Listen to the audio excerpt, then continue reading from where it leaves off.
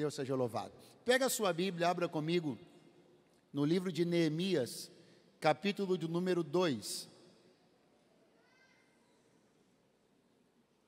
Neemias, capítulo de número 2.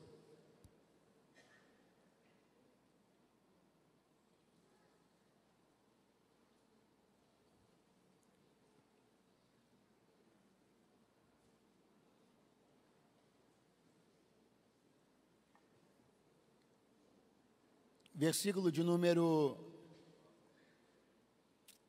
13. Melhor, versículo de número 11. Nada particular, tá? Versículo de número 11. Versículo de número 11. Neemias capítulo 2, versículo de número 11. O Senhor é bom.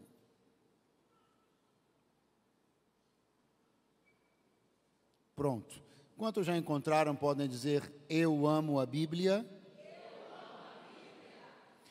Está escrito, e cheguei a Jerusalém, e estive ali 3 dias. E de noite me levantei, eu e poucos homens comigo, e não declarei a ninguém o que o meu Deus me pôs no coração para fazer em Jerusalém. Não havia comigo animal algum, senão aquele em que estava montado. E de noite, saí pela porta do vale, para a banda da fonte do dragão, e para a porta do monturo, e contemplei os muros de Jerusalém, que estavam fendidos, e as suas portas, que tinham sido consumidas pelo fogo. E passei a porta da fonte ao viveiro do rei, e não havia lugar por onde pudesse passar a cavalgadura que estava debaixo de mim. Então de noite subi pelo ribeiro e contemplei o muro, e voltei e entrei pela porta do vale, e assim voltei. Quantos podem dizer amém? Queridos irmãos, esse texto aqui que lemos, ele é o relato da chegada de Neemias a Jerusalém. Para fazer o quê?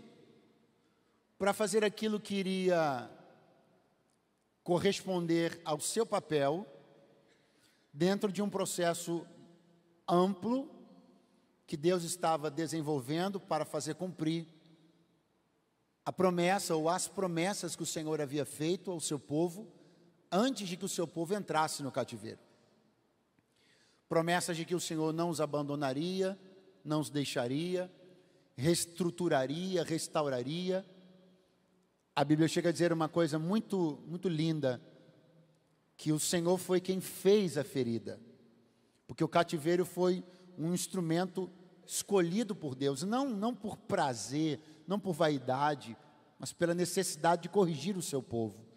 Então a Bíblia diz que o Senhor fez a ferida, mas Ele não ia dar a ninguém a competência ou a responsabilidade de sarar aquilo, Ele mesmo faria. Então diz a palavra que Ele fez a ferida, e Ele restauraria a ferida. Então, todos os processos que estão sob a gerência de Deus, todos os processos que Deus começou, Ele termina. Porque a Bíblia diz que Ele é o alfa e o ômega, o princípio e o fim, o primeiro e o derradeiro. Pastor, eu gostaria muito de saber o que é que Deus não vai concluir, aquilo que não foi Ele que começou.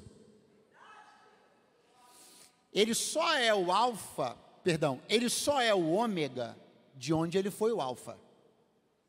Ele só é o fim de onde Ele foi o princípio. Ele só é o derradeiro de onde Ele foi o primeiro. Então tudo aquilo que foi startado por Deus, iniciado por Deus, provocado por Deus, pode ficar tranquilo. Ele se encarrega de conduzir todo o processo e de concluir todo o processo. Esta é uma responsabilidade que Deus assume, e Ele vela pela sua palavra para cumprir. Quantos podem dizer amém por isso?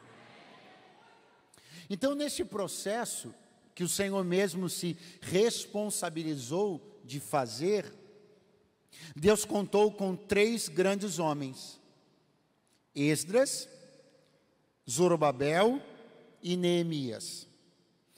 Depois do cativeiro, estes 3 homens foram usados por Deus, liderando 3 caravanas que partiram em 3 tempos diferentes, e cada um destes 3 homens de Deus foi responsável por um aspecto da reestruturação do povo de Deus, do Reino do Sul, do Reino de Judá, com a capital em Jerusalém. A Esdras coube a restauração de natureza religiosa, litúrgica, levítica, espiritual. Até o idioma muitos tinham esquecido, diz a Bíblia. E Esdras começa a trazer até a cultura do idioma de volta para o povo.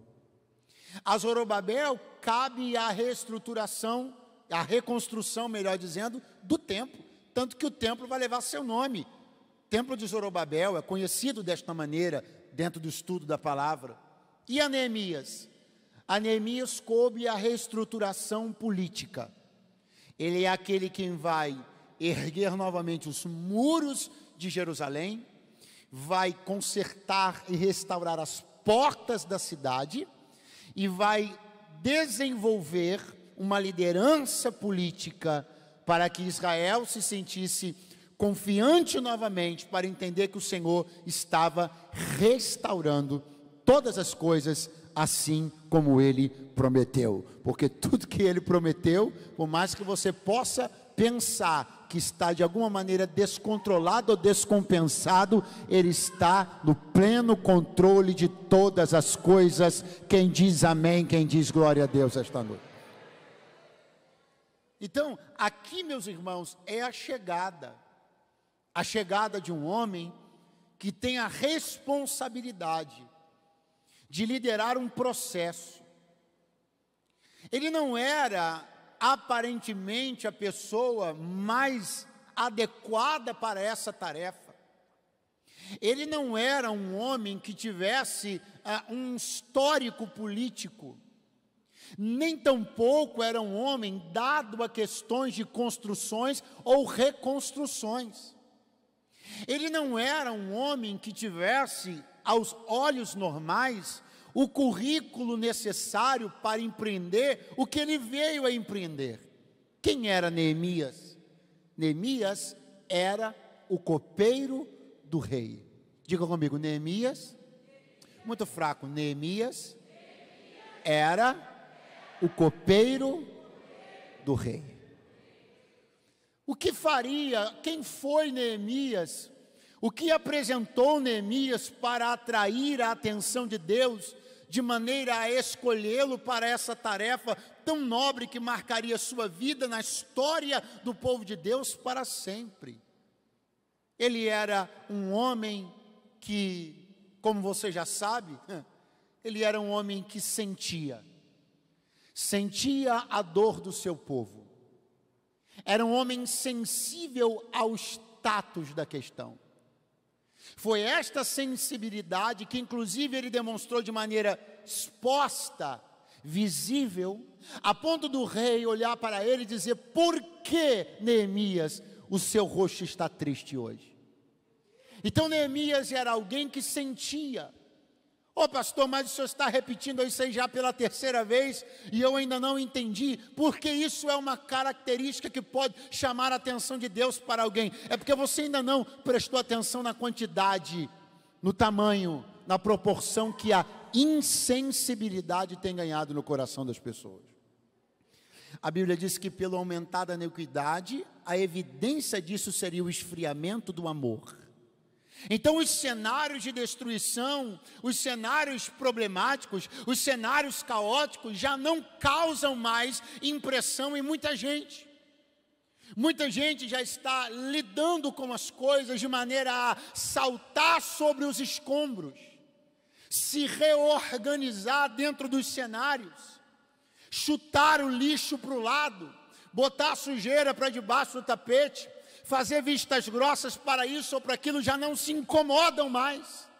Mas Neemias sente, e quando ele sente, ele se qualifica diante de Deus para ser alguém que Deus iria usar para restaurar coisas que estavam destruídas. Eu quero dizer a você, alguém pode caçoar de você, alguém pode rir de você dizendo: você se preocupa demais, deixa esse trem correr e vamos ver no que vai dar. Você sente a dor de todo mundo, você quer ser para-raio de problemas. Não perca esta característica que te define como salvo, como lavado e remido no sangue de Jesus, e como quem tem o coração do teu Senhor. As coisas para você não geram indiferença. Se a destruição te incomoda, então Deus te levantará para responder aquilo que te incomodou. Eu quero mostrar a você uma coisa simples. O que é que incomodou Neemias? Incomodou Neemias saber da situação do povo que estava em Jerusalém. O que Neemias foi levantado para resolver? Exatamente aquilo que o incomodou. Vou repetir. O que incomodou Neemias? A situação do povo em Jerusalém. O que Deus levantou ele para fazer? Exatamente aquilo que o incomodou. Pastor, onde o senhor quer chegar? Não, já cheguei. Todas as coisas que estão tanto incomodando você, é exatamente sobre estas coisas que Deus levantará você para resolver.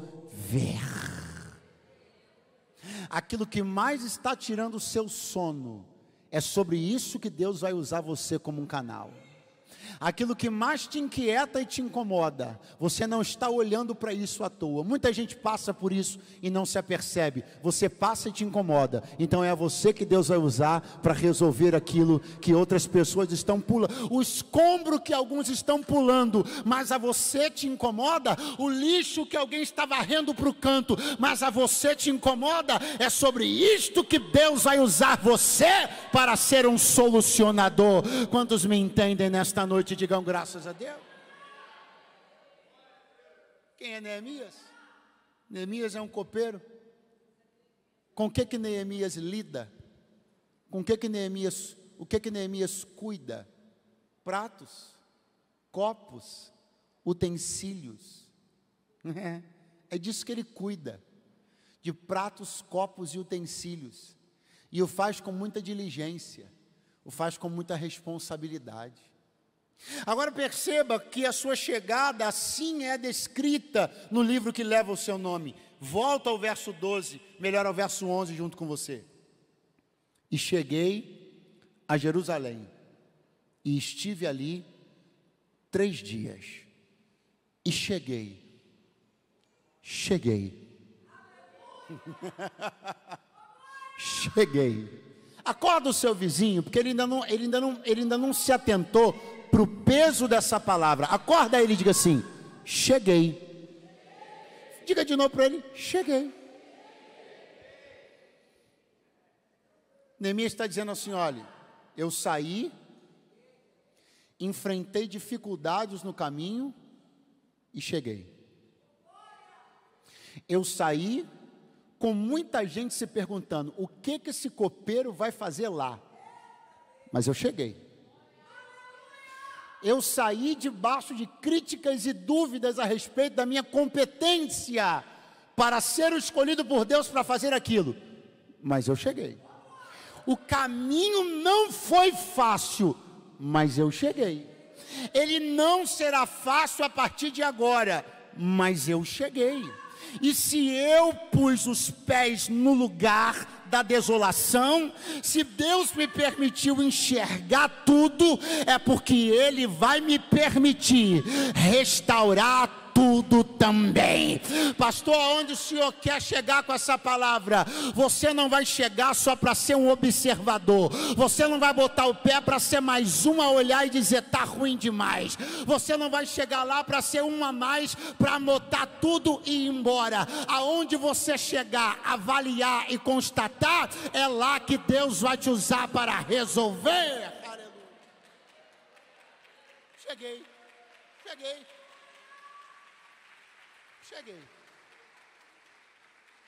E quando eu cheguei, fiquei ali 3 dias. E de noite, me sugere que na noite do 3º dia, de noite, me levantei. Perceba, Jeremias está dizendo que após ter chegado, ele permanece 3 dias ali. Parece que ele está se readequando, se ambientando. Ele está discernindo o ambiente. Ele está sentindo o cheiro das coisas.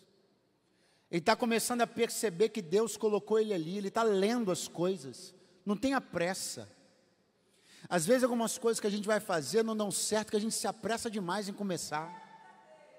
O Senhor está dizendo assim, ó, quando você mudar de um cenário para o outro muito rapidamente, não precisa necessariamente começar logo. Às vezes você precisa parar um cadinho, dar uma olhada, entender o que está acontecendo. Porque veja, o teu negócio era com copo e prato, lá no Império Medo-Persa. Aí de repente você está em Jerusalém para reconstruir muros e portas. Calma aí, irmão. Ninguém sai dos copos e pratos para os muros e portas assim. Dá uma assentada nas ideias. 3 dias. Eu gosto de perceber como é que Deus trabalha com essas preparações. Do momento onde o apóstolo Paulo tem o seu encontro com Jesus pela primeira vez em Atos 9, resplendor de luz do céu, até o momento onde ele sai da casa daquele homem, onde ele ficou hospedado. Quantos dias ele ficou lá cego? 3 dias. Eu gosto de perceber como é que Deus para assim a gente, para a gente se ambientar, se contextualizar, né? com o novo que nos espera, com a virada da página, com o compromisso que está sendo assumido. Aí ele fica 3 dias. Aí veja, e quando chega a noite, eu e poucos homens comigo. Fala para o seu vizinho, poucos homens. Fala para ele, pouca gente. Fala para ele, Neemias tinha muito trabalho e pouca gente. Pastor, quantas vezes isso aconteceu na Bíblia? Dezenas. Quem com maior propriedade falou sobre isso? Jesus. Ele disse, a seara é, e os ceifeiros são. Neemias está sendo muito franco. Neemias está sendo muito honesto. Ele está dizendo assim, tinha pouca gente comigo. Ele não está inventando um número, ele não está sendo evangelástico. Conhece o evangelho? Tem o evangelista e o evangelástico. O evangelástico é aquele irmão que tem a mania de dar uma esticada nas coisas, entendeu? Tinha 1000 pessoas na igreja, diz, irmãos, são uma multidão de 5.000 pessoas na igreja. Eu já ouvi umas coisas assim de 5.000, eu olhava assim e falei, gente, mas acho que não cabe isso tudo não. Esse ministério eu não quero do evangelástico, só do evangelista. Mas ele está sendo muito honesto, e eu gosto dessa honestidade. É importante que essa honestidade seja registrada.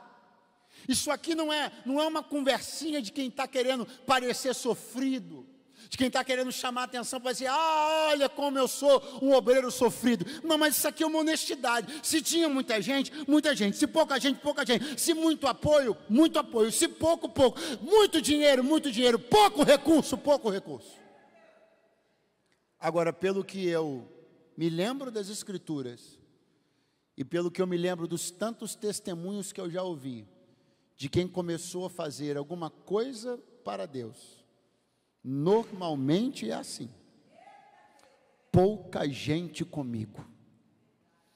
Eu quero que você comece a se preparar para nem sempre haver muita gente com você.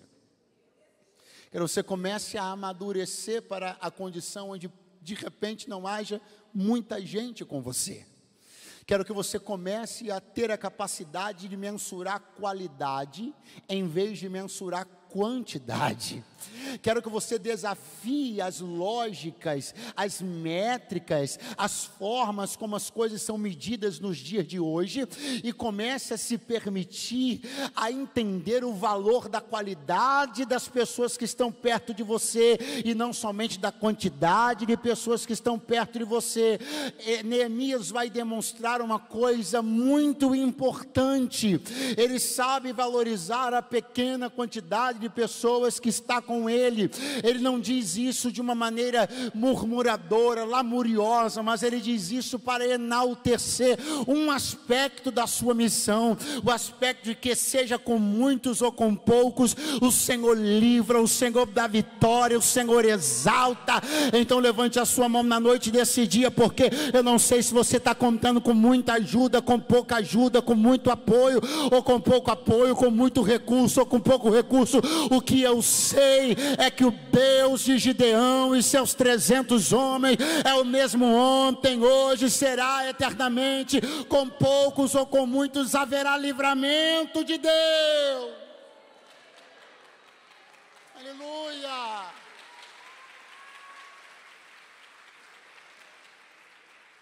De noite eu me levantei, eu e poucos homens comigo, e não declarei a ninguém o que meu Deus me pôs no coração. Então Neemias está dizendo assim: Deus me contou uma coisa e eu não contei para ninguém. Deus pôs algo no meu coração e eu não pus no ouvido de ninguém. Deus me contou um segredo e eu não contei para ninguém. Deus me deu uma direção e eu não contei para ninguém. Pastor, mas é sempre assim? Não. Às vezes você tem uma direção de Deus e Deus te permite compartilhar com alguém, chamar alguém, comunicar com alguém. Mas é por isso que esses 3 dias são importantes, porque esses 3 dias foram exatamente também para isso, para que Neemias percebesse tudo ao seu redor e inclusive decidisse se ele podia ou não podia contar para alguém o que Deus tinha contado para ele. Às vezes você até pode, mas muitas vezes, eu ouso dizer que na maioria das vezes, alguns segredos que Deus te conta, você não poderá contar para ninguém. Aprenda a fazer com que algumas estratégias que Deus te deu, elas sejam expostas no tempo certo e na circunstância oportuna. Aprenda a fazer um pouco de silêncio às vezes. Aprenda que nem sempre estar falando muito sobre o que você pretende fazer é bom e é saudável. O exercício da expressão, o exercício de verbalização, nem sempre é um exercício saudável. Existem estratégias que, para funcionarem, precisarão serem mantidas de maneira oculta até seu tempo oportuno. É isso que Neemias vai fazer, não vai contar para ninguém. De noite me levantei, poucos homens comigo, não declarei a ninguém que meu Deus pôs no coração para fazer em Jerusalém. E não havia comigo animal algum, senão aquele em quem estava montado. Em que fase Neemias está? Tem pouca gente, e ele pode contar com um animal. Ele diz assim: olha, não havia montaria para ninguém, só havia para mim. Só que na sequência, a Bíblia vai dizer que ele chega num lugar muito estreito, e o lugar é tão estreito que nem para montaria dava, então ele vai seguir sozinho. Eu não sei se você diz assim: eu não quero, eu repreendo, não sei. Mas o que Deus me põe no coração para dizer é que haverá alguns trechos, por alguns ribeiros, sinuosos, ou talvez estreitos, onde você terá que passar sozinho. Pastor, eu não gosto dessa palavra. Então você não deve ter lido nunca na Bíblia que Jesus ficou no Getsêmani sozinho. Você não deve ter lido na Bíblia quando Jesus mandou os discípulos irem na frente, atravessar o lago de Genezaré, e ele ficou no monte sozinho. Você não deve ter lido na Bíblia tantas vezes que Jesus se retirou para entrar na solitude e desfrutar de um tempo com Deus sozinho, em desertos e montes. Porque existem coisas, existem fases, existem trechos que você terá que fazer sozinho. Existirá momentos onde você vai querer até receber a ajuda de alguém e não vai. Por quê? Porque esse é um momento que você terá que desfrutar sozinho com Deus. É o momento de contrair certas experiências, entender a respeito de algumas coisas. É o momento de passar em alguns estreitos, e tem lugares e caminhos que são tão estreitos como que Neemias passou, que nem para montaria dá. Você vai ter que passar sozinho. Mas uma coisa eu te digo, pode ser sozinho de montaria, sozinho por não ter amigo naquele momento, sozinho por não ter um parente naquele momento, mas ainda ecoa uma palavra no meu coração: quando passares pelas águas, eu estarei contigo. Quando pelo fogo a chama não arderá em ti, quando pelos rios eles não te submergirão. É sozinho de gente, mas é com presença de Deus. Aleluia.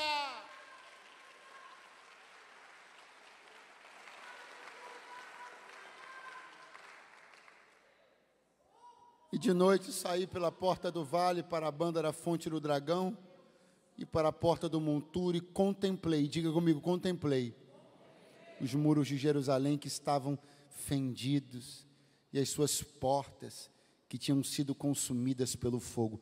Contemplei. Jeremias está dizendo assim: foi necessário que eu tivesse visto.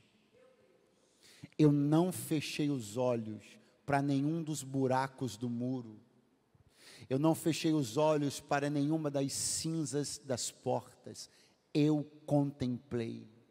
Porque quem está fechando os olhos para a desolação com medo dela, não será agente de restauração nenhuma. Quem está preferindo fingir que coisas não estão acontecendo, não será agente de restauração alguma.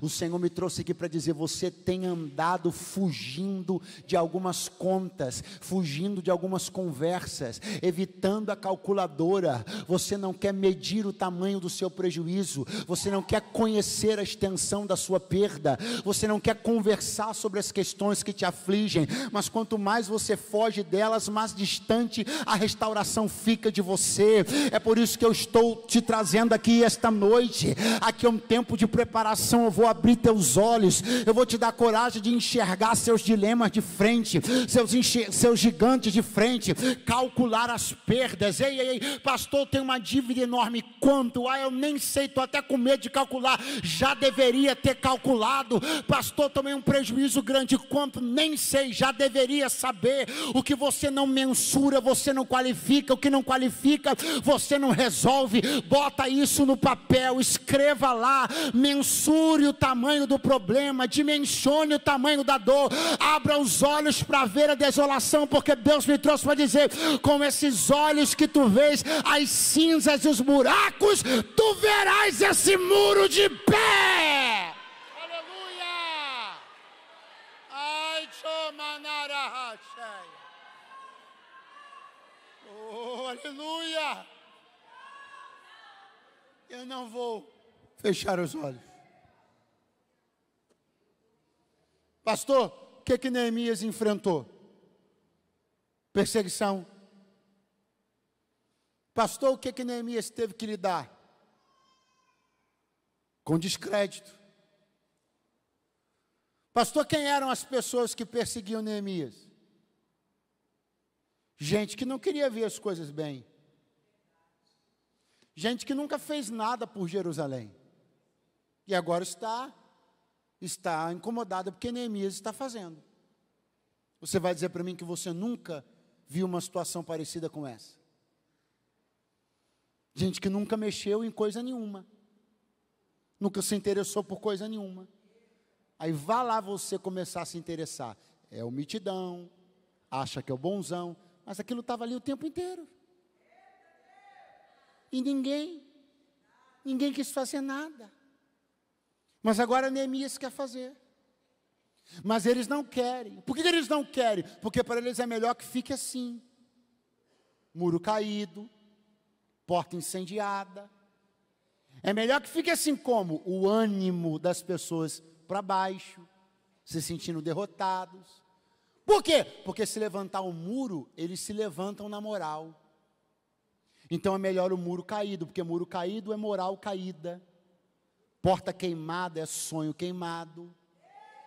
Então, para quem está querendo dominar, quanto mais para baixo eles se sentirem, melhor. Então, os inimigos de Neemias são aqueles que não querem perder o poder.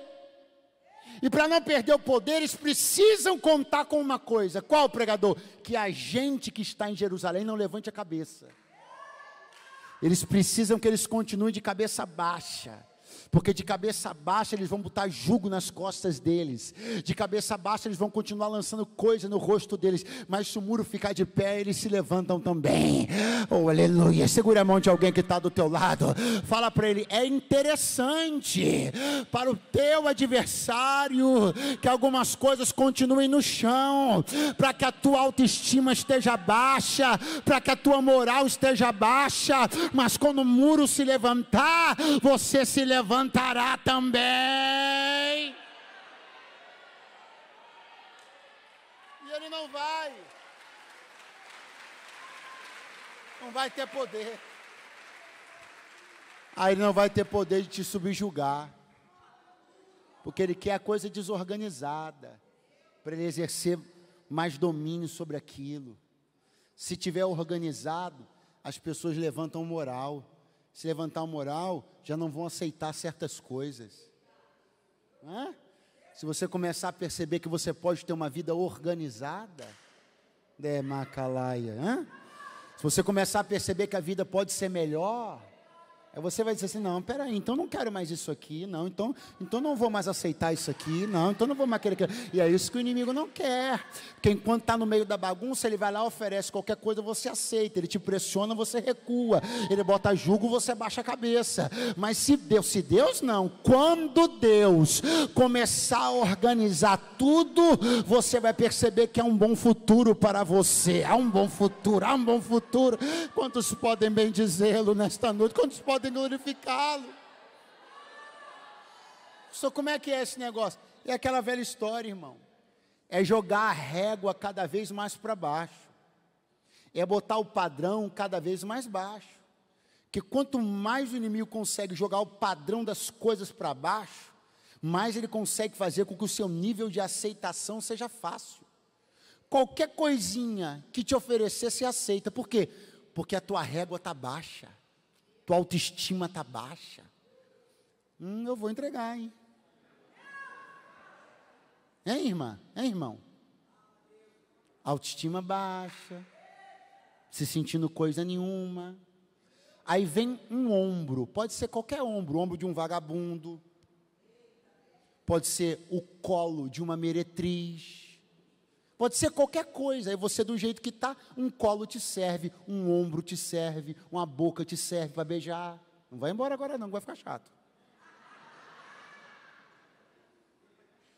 Porque quando a régua, o parâmetro, o padrão está lá no chão, tudo que é oferecido está acima. Mas por que está acima da régua? Porque a régua está no chão.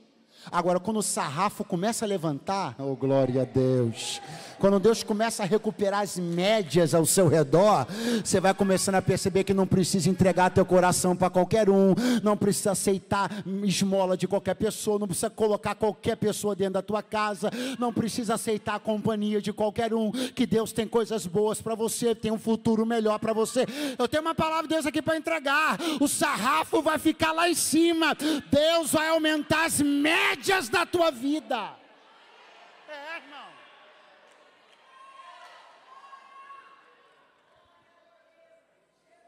Mas eles querem exatamente isso, a permanência desse cenário. Por quê? Porque eles querem ampliar o domínio. Eles já governam Samaria e querem governar Jerusalém também. Eles querem ampliar o domínio. Eles já governam Samaria e agora querem governar Jerusalém também. Mas não vão. Não vão. Não vão. Porque não é porque entrou lá que vai entrar aqui. Não é porque fez lá que vai fazer aqui. Não é porque foi no vizinho da direita e no da esquerda que vai ser na tua casa também. Vai se cumprir o Salmo 91. 1.000 vão cair do teu lado, 10.000 à tua direita, mas você não vai ser atingido. Samaria já havia miscigenado o seu sangue. A história é um pouco longa, eu não quero me prolongar, mas para simplificar, Samaria já estava enrolada. Porque o processo do cativeiro do reino do norte foi diferente do processo do cativeiro do reino do sul. Então Samaria, que é a capital do reino do norte, já tinha se misturado. O sangue dele já não era mais o sangue puro de Abraão, enquanto que em Jerusalém não. Eles foram para a Babilônia, mas não se relacionaram lá dentro. Então eles voltam para Jerusalém, mantendo nas veias o sangue puro de Abraão, as tribos de Judá e Benjamim. Então, por que é que lá houve um governo, mas aqui não vai haver? Porque lá já houve mistura, já tem porta de legalidade. Mas aqui não. Aqui em Jerusalém, a promessa ainda está de pé. Eu não sei o que é que eles fizeram, eu não sei que mole eles deram, eu não sei que brecha eles deixaram. O que eu sei é que se você não der brecha, o que aconteceu lá não vai acontecer aqui. Oh, glória! Deus me trouxe aqui para dizer uma coisa: você para com isso, hein? Você está olhando dizendo assim, mas não tem jeito não. Já chegou lá. O problema já chegou lá. No dia de hoje, acontece com todo mundo. Acontece com toda a família. Tudo tem uma explicação. Tudo tem uma forma de ser compreendido. Nada acontece por acaso. Teve janela aberta, porta aberta, mistura que não devia, mas o que aconteceu em Samaria não vai acontecer em Jerusalém. Pastor, Jerusalém representa o quê? É tua casa, é minha família, é tua família. Profetiza sobre a vida de alguém que está do teu lado e diga: não vai acontecer lá na sua casa não, porque a brecha você não vai deixar aberta, a porta você não vai deixar aberta. Pode estar acontecendo na vida do vizinho, com os filhos do vizinho, com os teus, não vai acontecer não.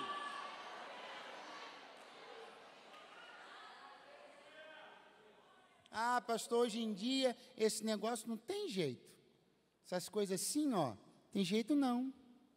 Minhas amigas, tudo crente. Meus amigos crentes também, mas eles falam que é melhor namorar dentro de casa. É melhor a menina dormir lá, pelo menos a gente sabe onde ela está, a namoradinha dele. Que curioso, né? Entendi. Eu compreendi. Então é assim. Então, porque alguém escancarou a porta, que você vai escancarar também. Então, é porque alguém negociou valores, que você vai negociar também. Então, é porque alguém deu mais autoridade para a pedagoga da escola do que para as santas escrituras, que você vai fazer a mesma coisa também. Eu não sei como é que está em Samaria, eu sei como é que está em Jerusalém. Eu não sei quantos crentes descomprometidos com a Bíblia. Eu não sei quem está dormindo na casa de quem. Eu não sei que pai está fazendo vista grossa para adolescente fornicando no quarto de cima. Eu sei que Deus ainda quer preservar teus filhos e tua casa. É isso que eu sei.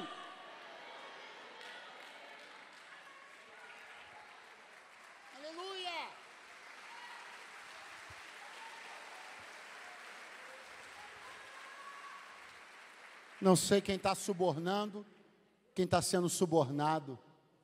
O que eu sei é que Deus quer que você escreva uma história íntegra e limpa. Uma história que você não tenha vergonha de expor nenhum capítulo. Que você não tenha que passar uma página rápida. Assim, que ali tem um registro que não pode aparecer. A coisa é tão séria, eu encerro aqui, que os samaritanos olharam para Neemias em dado momento e disseram assim: você quer construir um negócio aí, né? Está fazendo uma coisa boa aí? Seguinte, nós vamos ajudar você. Neemias tinha pouca gente ou muita gente com ele? Pouca gente ou muita gente? Quando você tem pouca gente, pouco recurso, você tem uma impressão que pode ser muito perigosa. Toda ajuda é bem-vinda, mas isso não é verdade. Não é porque você tem pouco dinheiro que todo dinheiro é bem-vindo. Não é porque você tem pouco dinheiro que qualquer dinheiro é bem-vindo. Não é porque você tem poucas companhias que qualquer companhia é bem-vinda. Não é porque você tem pouca ajuda que qualquer ajuda é bem-vinda. O Senhor me trouxe hoje aqui para dizer: eu posso ser a maioria por você. Eu preciso de mais alguém para crer nessa palavra. Eu posso ser a maioria por você. Enquanto você levanta a sua mão, eu entrego uma derradeira palavra para essa noite.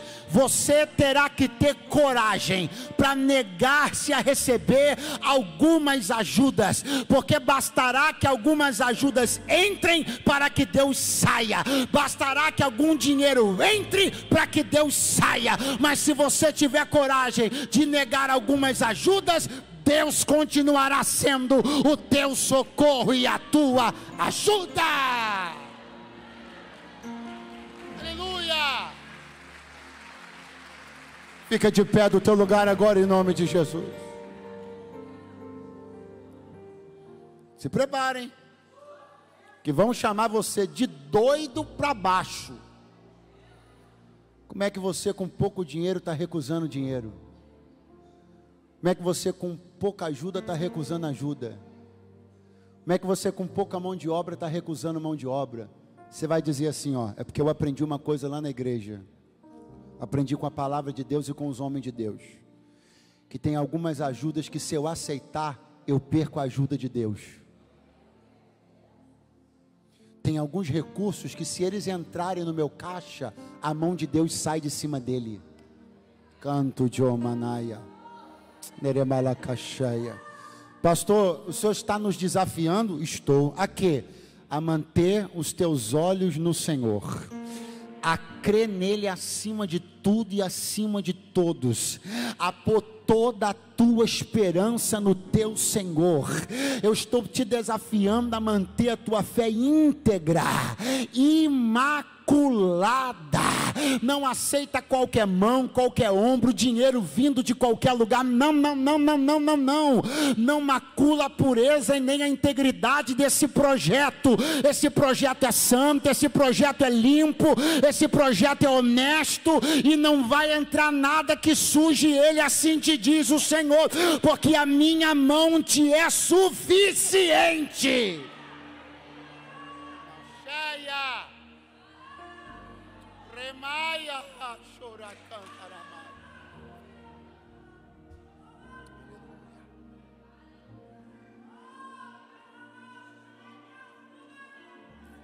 Pastor, pouca gente. A ajuda oferecida, ele negou? Negou. Muita perseguição. Mas me conta o final: muros restaurados. As portas que tinham sido incendiadas, todas colocadas de volta no lugar. E o nome do Senhor glorificado. Pastor, por quê? Porque se tem uma coisa que Deus sabe fazer, é restaurar.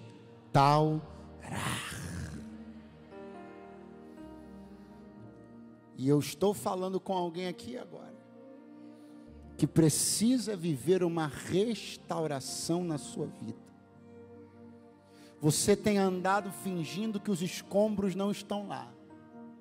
Você tem tentado se acostumar a viver em meio às cinzas de uma vida que já foi boa, já foi feliz, já foi organizada. E por causa dessa situação, os teus adversários têm se aproveitado para te oprimir, para colocar jugo sobre você, para te fazer aceitar qualquer coisa. Mas hoje, o Deus da Bíblia, o Deus desta igreja, Ele te trouxe aqui para te dizer: eu posso fazer a restauração que você sonha ser realidade. Eu posso levantar do pó a tua vida e a tua história e te colocar de pé. E eu posso fazer de você e da tua história um testemunho tão grande, que quem olhar para você daqui a pouco tempo vai dizer: só o Senhor poderia ter feito isso. Pastor, eu desisti de acreditar, e desistido vou ficar. Não, pastor, eu havia desistido de acreditar, mas hoje eu vou optar por acreditar que esse Deus que o Senhor está pregando aí, Ele pode restaurar a minha vida. Eu vou me aproximar dEle, eu vou entregar a minha vida no altar dEle, eu vou fazer uma aliança com Ele que eu nunca fiz, porque eu creio que Ele vai restaurar a minha vida. Se você me ouve agora, e você nunca entregou sua vida para Jesus, você nunca permitiu que Deus entrasse no meio do teu caos, para restaurar a tua vida, se você anda desanimado e desesperançoso, e percebe que exatamente por isso, tantos julgos foram colocados sobre você, que você tem andado cabisbaixo, desistido, mas se você crê que o poder da palavra pode te colocar de pé hoje, então eu desafio você a provar, para então ver que o Senhor é bom. Pastor, eu preciso de uma restauração na minha vida, e eu creio que este Deus pode me restaurar, e eu quero me entregar a esse Deus hoje. Eu quero entregar a minha vida para Ele. Eu nunca fiz isso, mas eu vou fazer isso hoje, aqui e agora. Pastor, eu quero. Aonde está alguém que quer entregar a sua vida para uma profunda restauração da parte de Deus hoje? Você quer fazer uma aliança com Deus pela primeira vez na sua vida? Você quer parar de ir pela opinião dos outros a respeito do que é Deus, o que é a Bíblia, o que é a igreja, e quer ter tuas experiências com Deus? Você quer conhecê-lo? Quer fazer uma aliança com Ele? Esta é a sua oportunidade, e ela está sendo dada para você aqui e agora, e não vai demorar. Alguém entre nós hoje aqui que quer entregar a sua vida para uma aliança com Deus pela primeira vez? Me dá um sinal com a sua mão agora, onde você estiver. Alguém entre nós que deseja isso? Alguém entre nós que está afastado de Jesus e da igreja? Viu os muros serem destruídos, tantas coisas aconteceram e ruíram na sua vida. Pastor, mas eu sinto que se eu voltar para o meu Deus, Ele vai levantar a minha vida. Você está corretíssimo, é isso que vai acontecer, basta que você queira. Alguém entre nós que está afastado de Jesus e da igreja, quer voltar para a casa do Pai agora? Me dá um sinal com a tua mão agora onde você estiver. Tem alguém para voltar para a casa do Pai hoje? Alguém para voltar para a casa do Pai? Me dê um sinal com a sua mão. Alguém está levantando a mão, é isso? Me dá um sinal com a mão. Aonde está? Ou é porque meu querido, Deus te abençoe. Confere para mim se é isso mesmo. O senhor quer fazer uma aliança com Deus ou voltar para Jesus? O senhor de camisa cinza? É isso? Vem aqui por favor, querido. Que alegria recebê-lo. Que alegria, isso. Venha conduzido pelo servo do Senhor. Venha debaixo do aplauso dessa igreja. Você é resposta de oração desta igreja. Glória a Deus. Aproveita você também que teve acovardado até agora. Saia do seu lugar agora e vem também. Em nome de Jesus, sai do lugar e vem agora também. Venha você também em nome de Jesus.